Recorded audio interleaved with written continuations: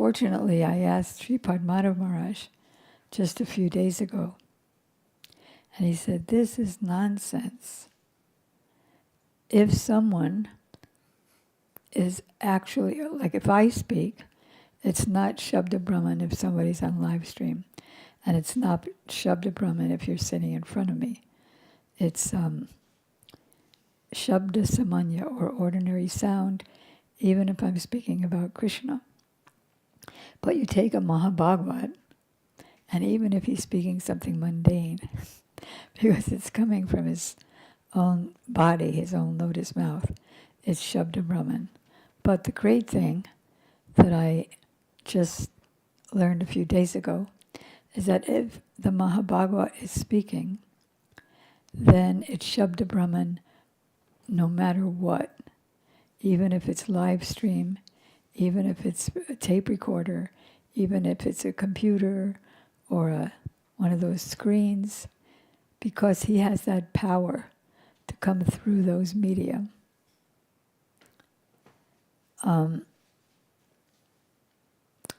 Prabhupada was criticized that, our Prabhupada was criticized that when he would give initiation through a tape recorder, it wasn't bona fide. But Gurudev explained that because he's a Mahabhagavat, he's actually there in the tape recorder. He has that power by his will. And then one of Sripad Madhav Maharaj's evidences was that take all the books that we have, the Srimad Bhagavatam, the Chaitanya Charitamrita, the books of Rupa Goswami, and the books of Jiva Goswami. Are they not Shabda Brahman? Are they just material? Don't we pray to the books before we read them? Oh Prabhu, you're not a book. You're actually Prabhupada, Gurudev, Lord Chaitanya, Jiva Goswami, or who's ever involved with the books. Therefore, I pray to you to please shower your mercy on us so that we can realize what you're saying as we're sitting directly at your lotus feet and you're speaking directly to us. So then he said there is one facility, special facility, when you're sitting right in front of the pure devotee.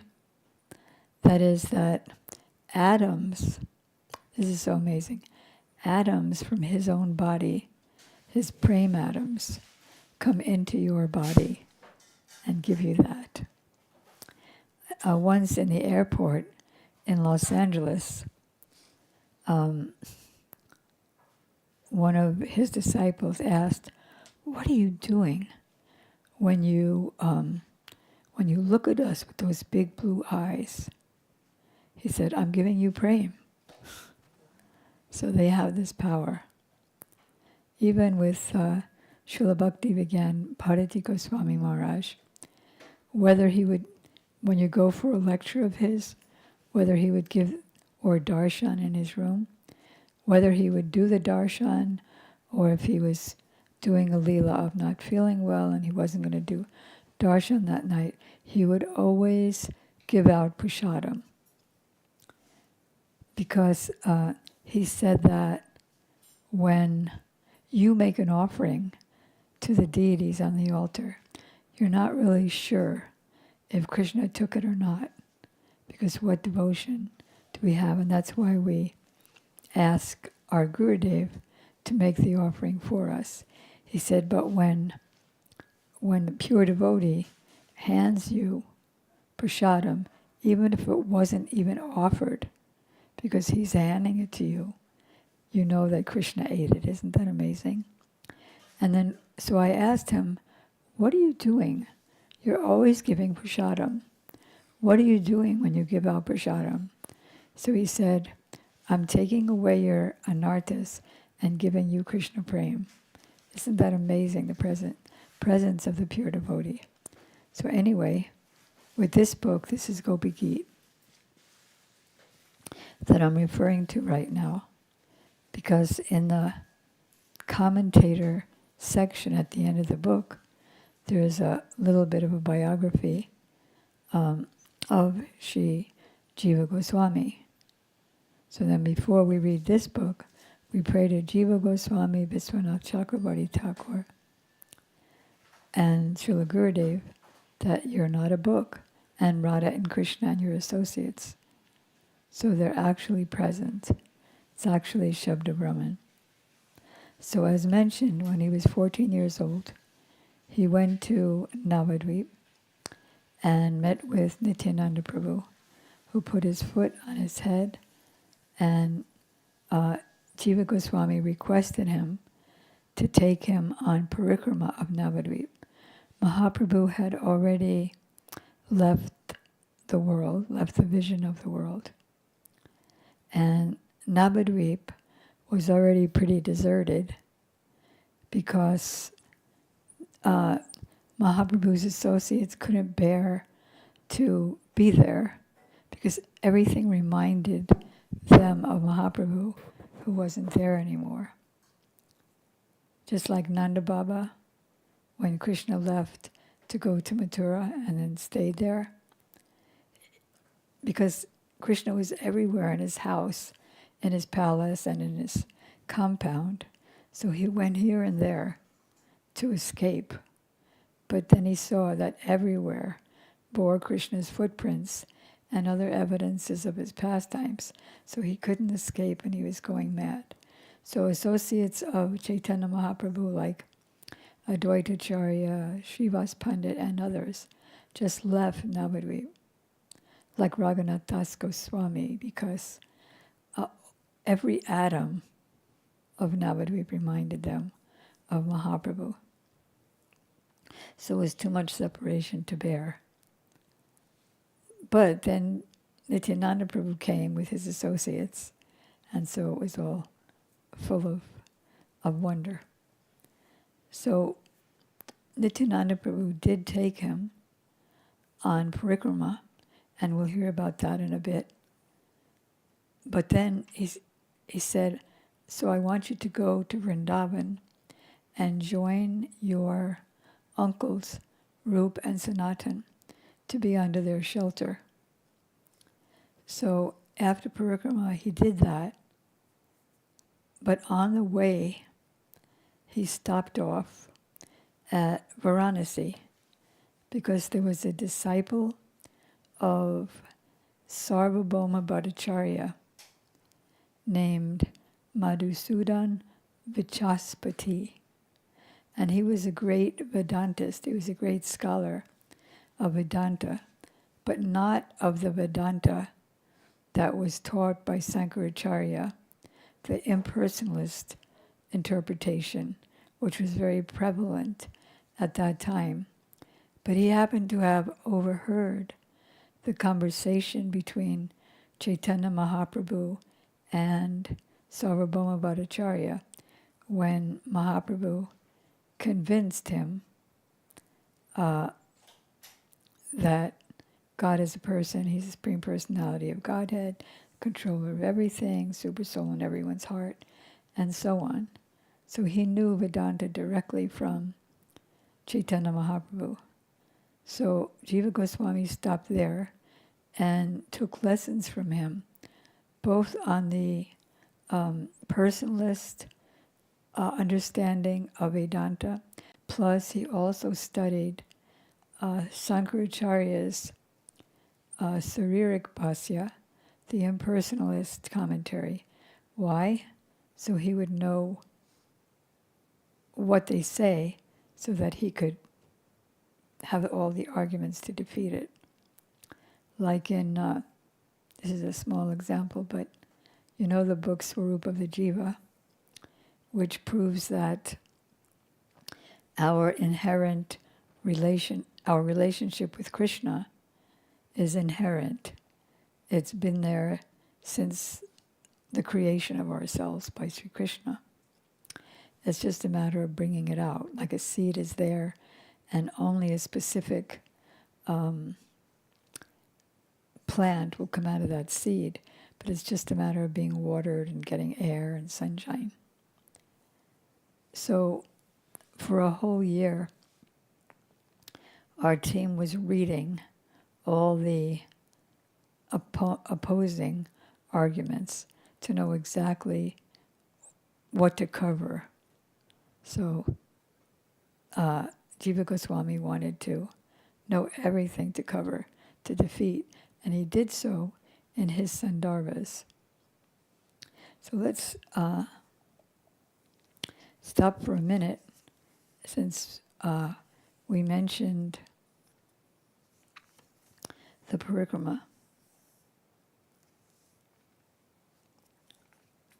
Jiva was so lucky.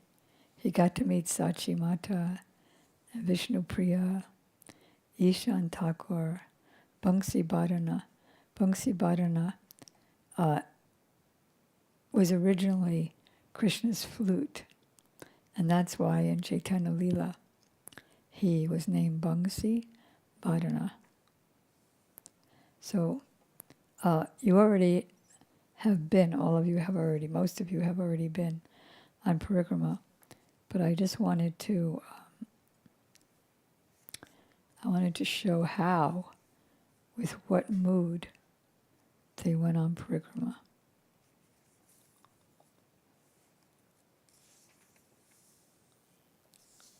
And Nityananda Prabhu is specifically speaking to Jiva. Like when they got to Madai Ghat, you all know Jagai and Madai. So Madai was the one who threw the pot at Nityananda.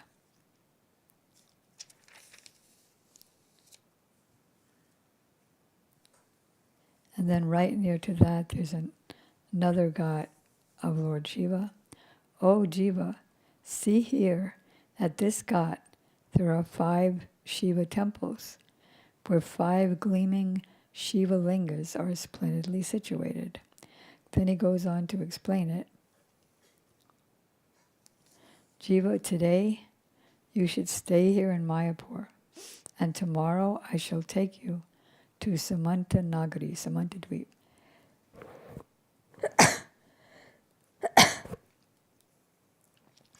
Hearing this, Sri Jiva said, Prabhu, a doubt has risen in my mind. Please listen. When Ganga Devi again uncovers Mayapur, what signs will enable the devotees to clearly determine the hidden location of the yoga pit where Mahaprabhu appeared? Please describe this in detail. And then, upon hearing the words of Sri Jiva, Sri Nityananda Prabhu responded with words that were just like nectar. Listen, O Jiva, when Ganga covers Mayapur, one corner will remain intact. Although many Yavanas will reside here, this place will still be named Mayapur. 500 or 1,000 meters southwest of the part that remains intact, a raised area will be seen that is always covered with grass. That very place is the residence of Jagannath Mishra, the father of Chaitanya Mahaprabhu. So Nityananda Prabhu was speaking in ecstasy, and Jiva Goswami, when he was hearing this katha, he began rolling on the ground of that place and weeping and grabbing onto the lotus feet of Nityananda Prabhu. So that is actually parikrama. So he had, anybody can read that, especially on this day, and get some more, experience more the ecstasies of, well, pray to experience the ecstasies of Jiva. So another thing about him, besides his scholarship and his pure melted heart, was his Guru Nistha. Later on, when he was in Vrindavan, he took initiation from Srila Rupa Goswami. Rupa Goswami made him the editor of his books.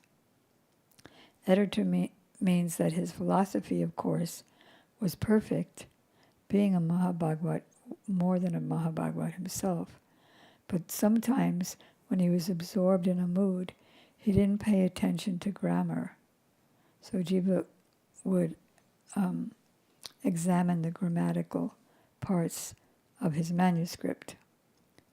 So one day, when Jiva was fanning Rupa Goswami, an elderly scholar came who was about the age of Mahaprabhu's father. And his name was Ballabha Bhattacharya. And he began speaking with Rupa Goswami. He said, "What do you have there? What are you working on?" So Rupa Goswami was working on a Bhakti Rasamrita Sindhu at that time. This is in Vrindavan.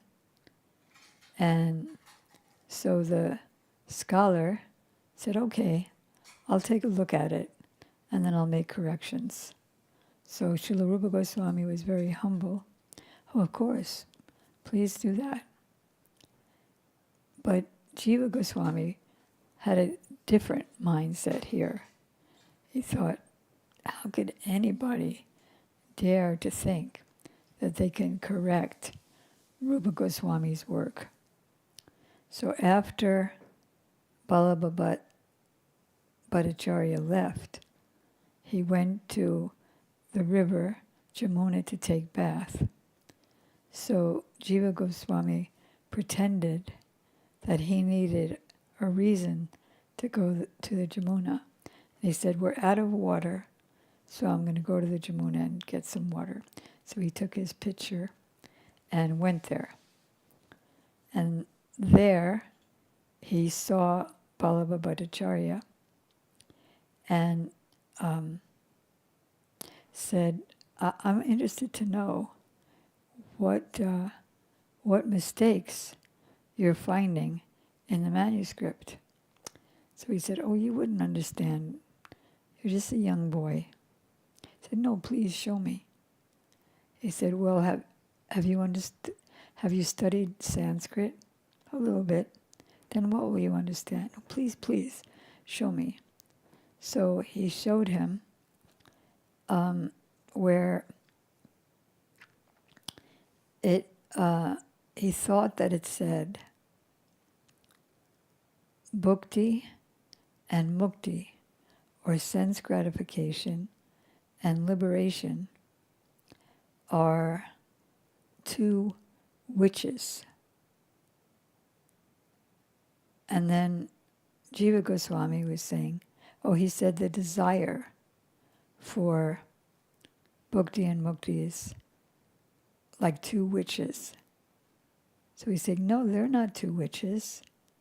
There's nothing wrong with sense gratification. There's nothing wrong with sense enjoyment. It's not like a witch, the material world. You can use it properly. And liberation, it's important to be liberated from the material world. So then Jiva began a ferocious debate with him. He's not saying that they are witches. He's saying that the desire for them are witches. And with Shastric evidence, he proved that. And so then he went back to Rupa Goswami, and then later,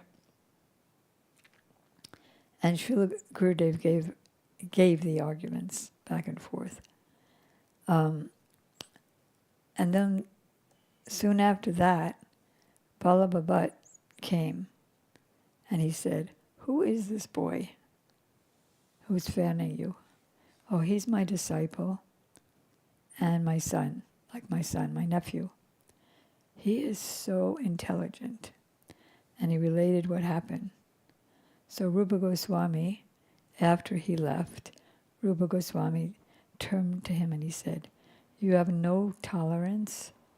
This senior Vaishnava is trying to help me, and you have no tolerance for that? Get out of here. You're not qualified to be my disciple." So Jiva left crying, and he went to some place in, I believe, Nandagaon, where he took his residence. Does anybody know where? Huh? Hole where a crocodile used to live. And he didn't eat anything. And every day he got skinnier and skinnier. Then he broke out with some disease of the skin. And then, and he was always weeping for Rupa and Sanatan, Chaitanya Mahaprabhu. And so one day, Sri Sanatana Goswami, he was wandering about Vrindavan, giving his association to everyone. Again, even if the pure devotee speaks mundane things, it's still Shabda Brahman. And he was always asking mundane questions. Has your daughter gotten married yet? How is the wedding? Or your son is sick? Well, ask him to chant the Hare Krishna mantra. He'd always bring everything around to bhakti. So then the villagers of this particular village told him about Jiva, that there's an amazing Vaishnava who is more renounced than you, we think, and he's always weeping, calling out, "Oh Rupa, Sanatan, Chaitanya Mahaprabhu." And so Sanatana Goswami asked to see him, and when he saw him, he took Jiva into his arms, and he brought him back to Rupa Goswami. But he didn't show him to Rupa Goswami right away. He said, "What is the duty of the Vaishnava?" And Rupa Goswami said, "Is to show compassion." Or what is his duty in relation to the Jivas? And then Rupa Goswami said, "Is to show compassion." So then he brought Jiva in, and he said, "Then why don't you show compassion to this Jiva?" And when Rupa and Jiva saw each other, they both began to weep, profusely weep, and Rupa took Jiva into his arms. And then he began to bring him back to health with all kinds of nourishment and medicines. So Gurudev asked, who's right and who's wrong? Was Jiva Goswami right for defending and fiercely arguing with that elderly Vaishnava? Yes. Or was Rupa Goswami right? Because if one's right, the other one couldn't be right. Or was Rupa Goswami right in chastising him? They were both right. They were both right. How are they both right? Well, Jiva Goswami was Well, right nobody can hear you. Well, nobody can hear you. Well, you don't have a microphone. So come and get a microphone. Could hear them. It was impressive times in the 1500s. They had What? microphones and live streams. It's amazing, you know. I was asking Gurudev because at that time in ISKCON, I wasn't allowed to speak because of having this kind of body. So I asked Srila Gurudev about that.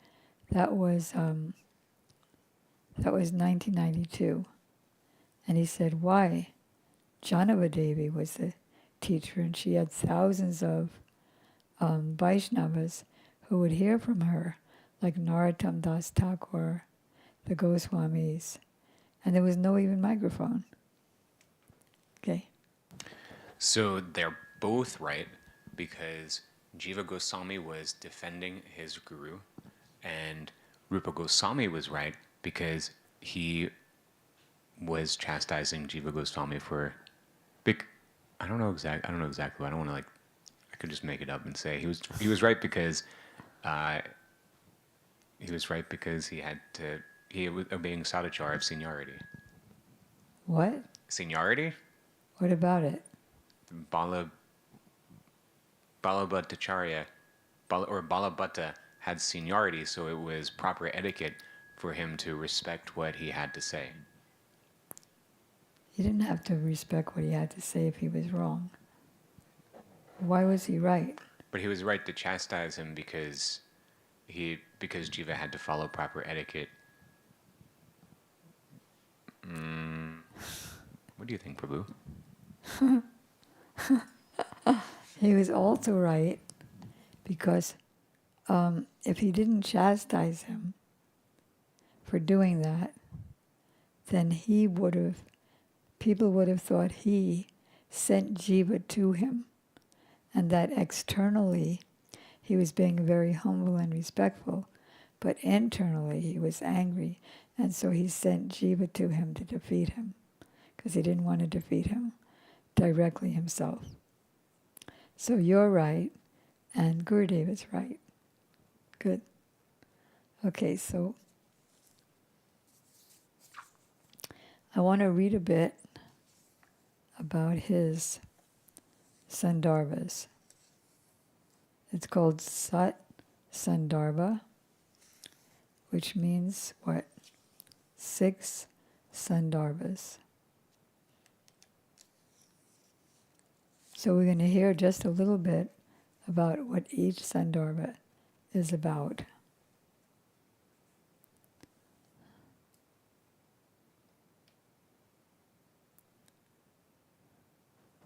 Years later, after this incident, Jiva Goswami became well known for expanding upon and enhancing the writings of other acharyas.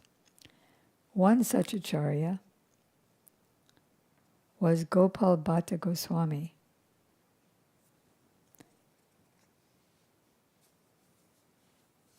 He had heard Harikatha directly from Rupa Goswami and Sanatana Goswami, whom he considered to be his Shiksha Gurus.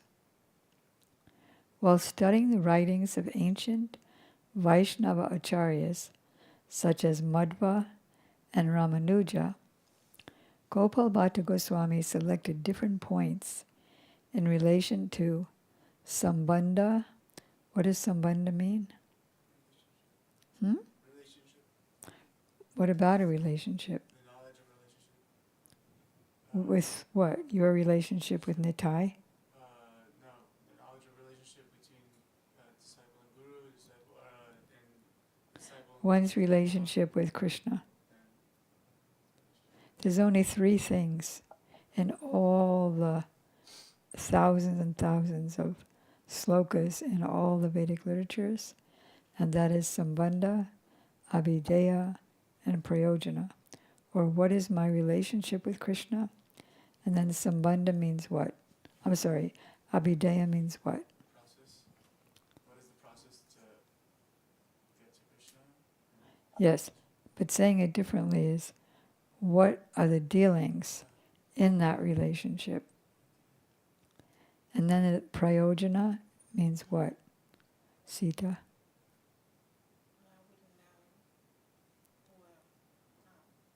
What is the goal, Brad? Yeah, you got it. No, but you Achieving life's ultimate goal. Achieving life's ultimate goal. in terms of the relationship. Yeah. First you want to know the relationship. Then you want, like, I'm a servant of Krishna.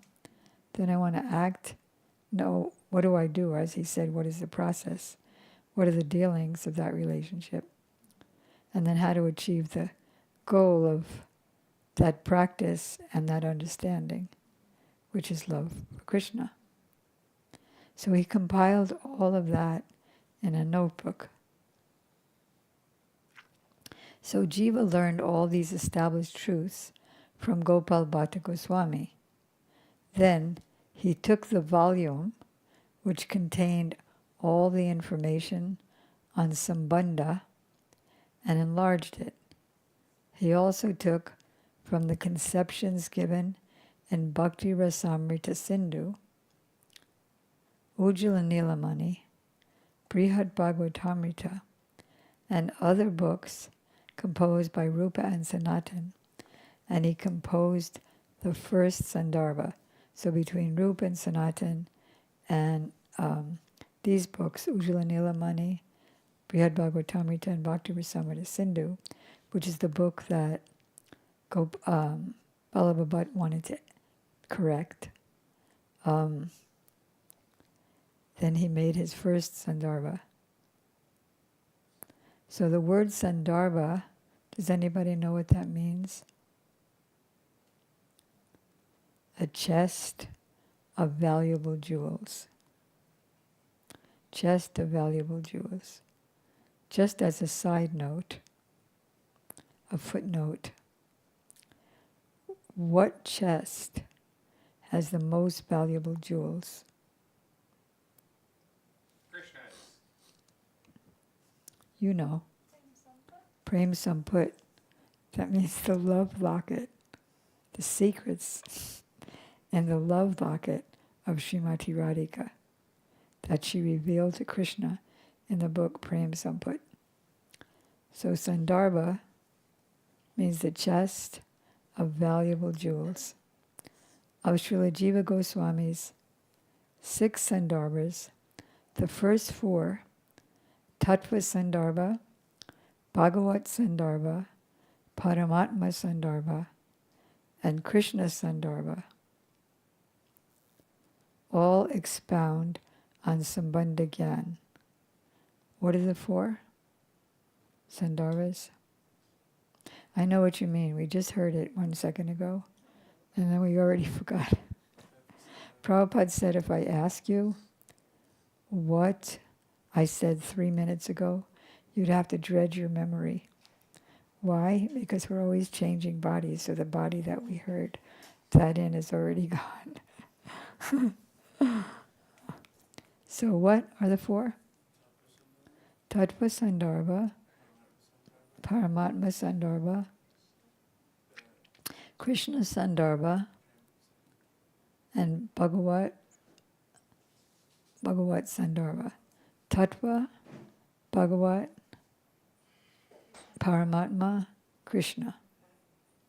Tattva, Bhagavat, Paramatma, Krishna. Tattva, Bhagavat, Paramatma, Krishna. Tattva, Bhagavat, Paramatma, Krishna. Got it? Okay, Haridas, what are the 4?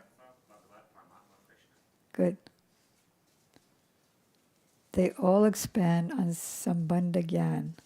What is my relationship with Krishna? They include knowledge of the jivas, knowledge of the illusory energy, Maya, and the objective of the jiva. All of this was explained in the first 4 Sandarbhas. He also wrote Krama Sandarbha, which is his commentary on Srimad Bhagavatam, like Viswanath Chakrabarti Thakur has Sarartha Darshani. So Jiva Goswami has Krama Sandarbha.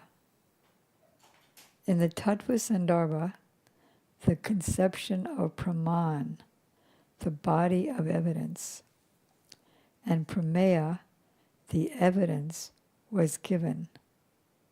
What is the meaning of Praman? It's the body of evidence. Yes, the body of evidence, like the scriptures. What is the meaning of Praman?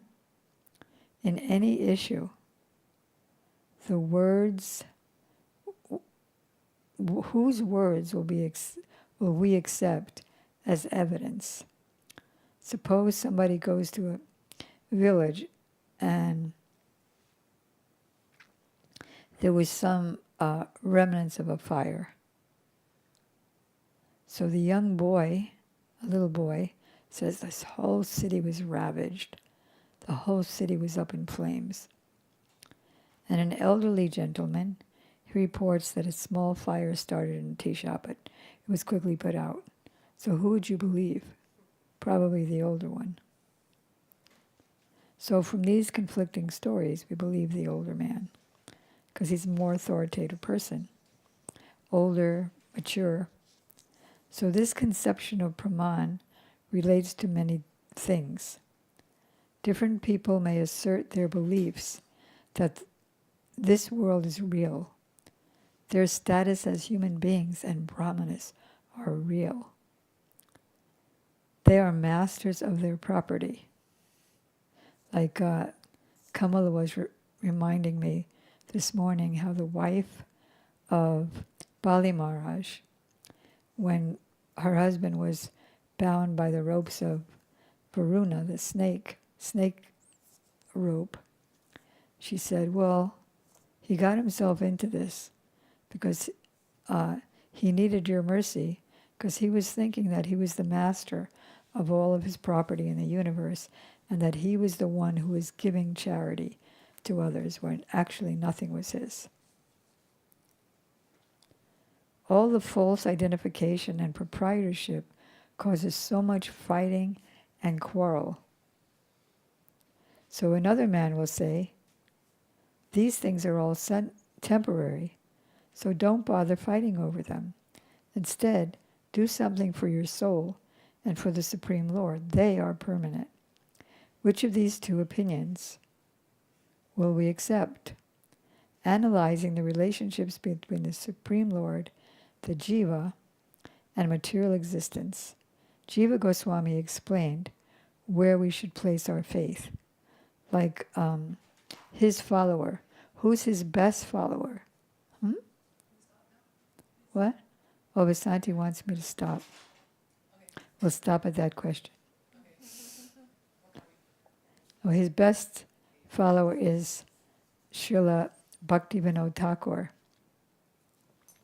Without Bhaktivinoda Thakur, we would have no understanding of Jiva Goswami. So Vasanti wants us to stop because there's a lot of work to do today to prepare for the event tonight. And then the next class, the next regular class, will be Saturday. Oh my goodness. We are just, there's so much we're missing. Oh, what to do.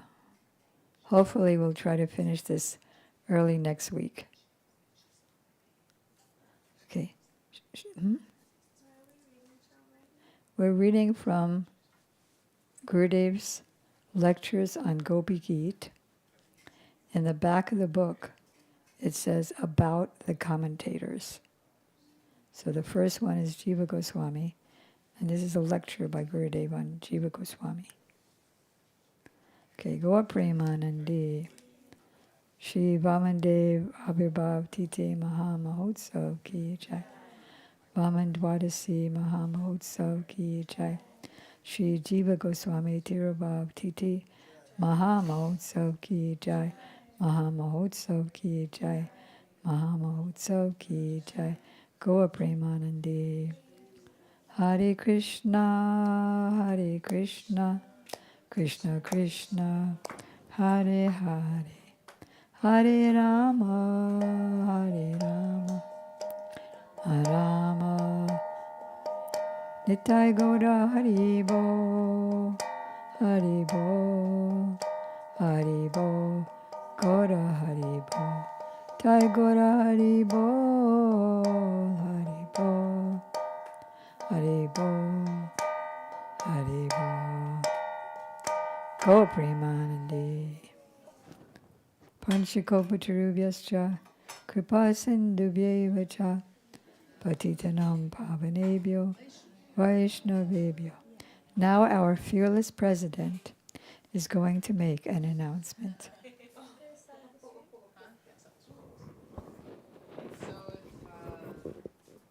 Did somebody turn off the live stream?